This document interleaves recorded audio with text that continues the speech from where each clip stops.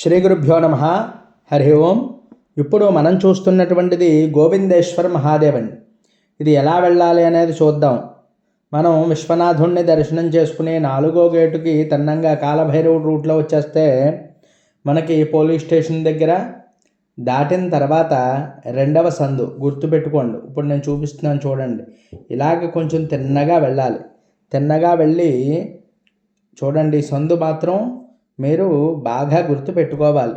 గుర్తుపెట్టుకోకపోతే మనకు మారిపోతారు. దీనికి ఎదురుగా ఇదిగో చూడండి, ఇప్పుడు నవత జనరల్ స్టోర్ అని ఉంది కదా, ఇలా కొంచెం తిన్నగా వెళ్ళిపోయినట్లయితే మనకి ఇదిగోండి, ఇప్పుడు ఇక్కడ వస్తున్నటువంటి దానివైపు కుడివైపు శ్రీ యంత్ర అని ఉంది కదా, ఇటువైపు నుంచి కుడివైపు నుంచి కొంచెం ఎదరికి స్ట్రైట్గా వెళ్ళిపోతే మీకు లెఫ్ట్ సైడ్లో ఈ గోవిందేశ్వర మహాదేవ్ టెంపుల్ అయితే మనకి కనిపిస్తుంది. అందరూ తప్పకుండా ఈ దర్శనం చేసుకోండి. ఇంకో ఇలా రాసి ఉంటుంది మనకి హిందీలో. మనకి ఇలాగా మనం తలుపు తీసుకుని లోపలికైతే వెళ్ళచ్చు. ఈయన యొక్క విశిష్టత ఏమిటి అనేది ఇప్పుడు మనం తెలుసుకుందామండి. అత్యంత పవిత్రమైనటువంటి లింగాల్లో ఒకటి కాశీఖండంలో ఈ లింగం చాలా ప్రత్యేకతగా చెప్పబడుతుంది. పరమేశ్వరుని సన్నిధిలో ఉండేటువంటి అనేకమైనటువంటి భక్తుల ఉపాసన ద్వారా వెలువడింది. పురాణాల కథ ప్రకారం గోవిందేశ్వర మహాదేవు లింగం గోవిందుడు పట్ల భక్తులకు శ్రద్ధకు ప్రతీక. ఈ దేవాలయం మనకి కాశీలో చాలా గొప్పగా తెలియబరుస్తోంది. ఏమిటంటే భగవద్గీత మరియు లింగస్థాపన పూర్వకాలంలో రాక్షసులతో నాశనం చేసుకున్నటువంటి భూమిని పునరుద్ధరించడానికి గోవిందేశ్వర మహాదేవుణ్ణి స్థానపరిచారు. ఈ లింగం సత్యకాలంలో స్వర్ణమయం లింగం భక్తుల యొక్క కష్టాలను తొలగిస్తుంది. రోగ నివారణ, సంపత్తి, సుఖము, శాంతి కూడా అందిస్తుంది అని చెప్పబడుతోంది.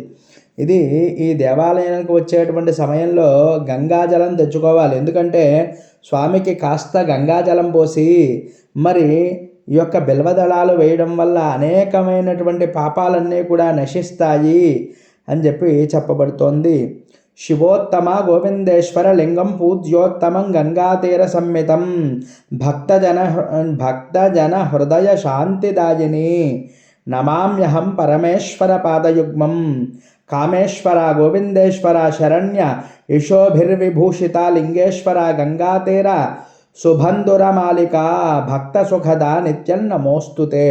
భక్తులకు నిత్యం రక్షణనిచ్చేటువంటి గోవిందేశ్వరుని మహాదేవుని దర్శనం వల్ల భక్తుల యొక్క జీవితంలో కష్టాలు, రోగాలు, బంధువుల యొక్క సమస్యలు కూడా తగ్గుతాయి. గంగా స్నానం చేసి గోవిందేశ్వరుణ్ణి పూజించడం వల్ల, ఇక్కడ కూర్చొని ప్రశాంతంగా జపం చేసుకోవడం వల్ల ఎన్నో జన్మల్లో చేసినటువంటి పాపాలన్నీ కూడా మరి తొలగిపోతాయి అని చెప్పబడుతోంది. అటువంటి గొప్ప లింగం ఏదైనా ఉందా అంటే గోవిందేశ్వరుడు అండి. అంటే ఇక్కడ గోవింద అంటే ఏమిటండి, మనకి విష్ణుమూర్తిగా చెప్పబడుతోంది. శివకేశవులు ఇద్దరికీ కూడా ఎటువంటి భేదాలు కూడా ఉన్నట్టుగా ఎక్కడా శాస్త్రాల్లో లేదు. అందువల్లే ఇక్కడ గోవిందనామస్మరణ చేసుకుంటూ పురుష సూక్తం మొదలైనటువంటి విష్ణు సహస్రనామ స్తోత్రం కానీ పారాయణ చేసుకుంటూ ఉంటే మనకి రెట్టింపు ఫలితాలు వస్తాయి. లేదా భగవద్గీత, మనకి భగవద్గీత వచ్చినట్లయితే ఆ శ్లోకాలు ఈ లింగం దగ్గర కూర్చొని మనం కనుకను పారాయణ చేసినట్లయితే మన యొక్క కష్టాలన్నీ కూడా తొలగిపోతాయి అని చెప్పబడుతోంది. అంత గొప్ప లింగం ఇది. ఎక్కడుంటుంది అంటే అండి, ఇంకా మీకు సులువుగా తెలియాలి అంటే చిత్రగుప్తేశ్వర లింగానికి కొంచెం ఎదరగా వెళ్ళిపోతే ఒక 20 అడుగులు దగ్గర నుంచి 30 అడుగులు వేసినట్లయితే ఈ గోవిందేశ్వరుడి యొక్క దేవాలయం అయితే మనకి కనిపిస్తూ ఉంటుంది. రోడ్డు వారకే ఉంటుంది, మనం కష్టపడక్కర్లేదండి. చూడండి, ఎందువల్ల అంటే ఇటువంటి లింగాలు మనకి చాలా ఉంటాయండి. కాశీ మొత్తంలో చాలా ఉంటాయి, కానీ ఖచ్చితంగా చూడవలసినవి కొన్ని ఉంటాయి. అందులో ఈ గోవిందేశ్వర మహాదేవ్ ఒకటి. ఈ యొక్క లింగాన్ని చూసి మనం ఏమీ చేయక్కర్లేదండి. భక్తి శ్రద్ధలతో మనకి కాస్త దళాలు వేసి నీళ్లు పోసుకునే అవకాశం ఉన్నవారు అలా చేయండి. లేకపోతే ఇవి లేవు కదా అని దర్శనం మానేయకండి, వెళ్ళండి. ఖచ్చితంగా వెళ్ళి 2 చేతులతో కూడా స్వామిని ముట్టుకునేటువంటి అవకాశం ఉంటుంది. ముట్టుకొని మీ యొక్క వాంఛలు ఏమైతే కోరికలు ఉన్నాయో కోరికలు కోరుకొని భక్తి శ్రద్ధలతో కాస్త వీలైనటువంటి వరకు కూడా జపాన్ని చేయడం మర్చిపోకండి. జపం చేసుకోవడం, బిల్వదళాలు పూజ చేసుకోవడం, మరి మర్చిపోకుండా ఇవి చెయ్యవలసినటువంటిది. అంత గొప్ప లింగంగా ఇది కాశీఖండంలోనే చెప్పబడుతోంది.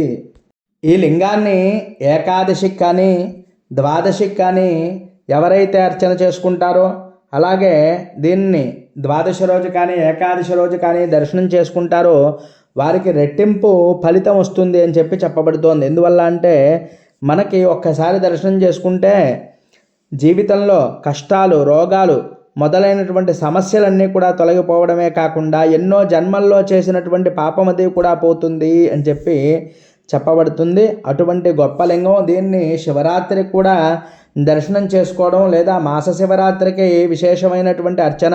ఇది ప్రదోష కాలంలో దర్శనం చేసుకుంటే చాలా గొప్ప ఫలితాలను ఇస్తుంది. భక్తి శ్రద్ధలతో ప్రతి ఒక్కరూ కూడా ఇక్కడికి వచ్చి ఇక్కడ ఉండేటువంటి లింగాలన్నీ కూడా దర్శనం చేసుకోండి.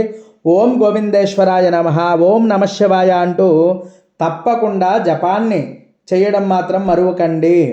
మరి ఈ వీడియో మీకు నచ్చినట్లయితే లైక్ చేయండి, కామెంట్ చేయండి. మన ఛానల్ ఇంకా ఎవరైనా సబ్స్క్రైబ్ చేయకపోతే సబ్స్క్రైబ్ చేయండి. ఎందుకంటే ఇటువంటి వీడియోలు అనేకమైనటువంటి వస్తాయి. హరి ఓం తత్సతు స్వస్తి.